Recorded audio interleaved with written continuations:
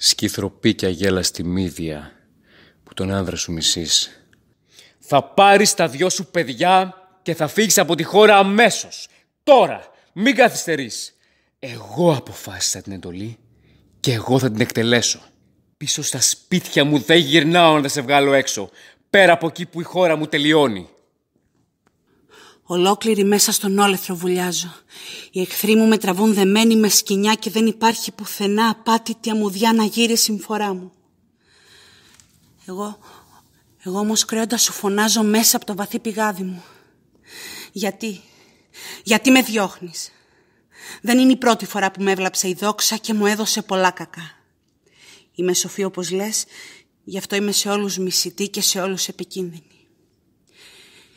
Γιατί με φοβάσαι? Τι κακό μπορώ να σου κάνω εγώ κρέοντα? Μη φοβάσαι. Δεν έχω τόση σοφία να τα βάλω με τυράννους. Τον άντρα μου μόνο μισώ. Κανέναν άλλον.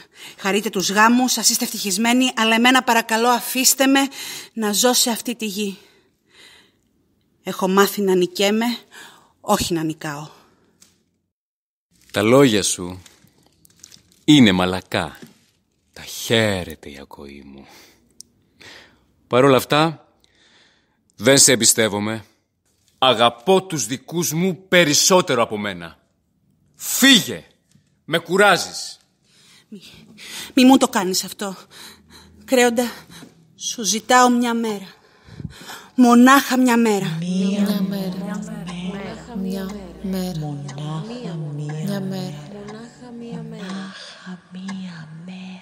Πρέπει να φροντίσω τα παιδιά μου αφού ο πατέρας τους καθόλου δεν τα νοιάζεται. Λυπήσου τα. Μπορεί να είμαι βασιλιάς, αλλά δεν έχω την αδιαφορία ενός τυράννου. Βλέπω το λάθος που ετοιμάζομαι να κάνω. Όμως, ας γίνει αυτό που ζητάς.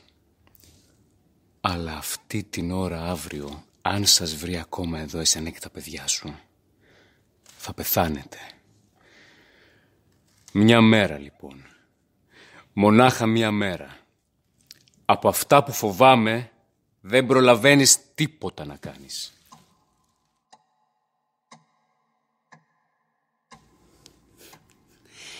Είναι τόσο αθώος που αντί να με διώξει αμέσως από τη γη του και αμέσως να χαλάσει όλα μου τα σχέδια, μου χάρισε μια μέρα να μείνω ακόμα εδώ. Μια μέρα. Μια ατελείωτη μέρα. Μια μέρα. Δυστυχισμένη. Ποια γη. Μύδια θα πληγείς. Μύδια. Θάλασσα ταραγμένη. Τιμή των γυναικών το γένος. Τιμή των γυναικών το γένος. Τιμή των γυναικών το γένος. Τιμή των γυναικών το γένος.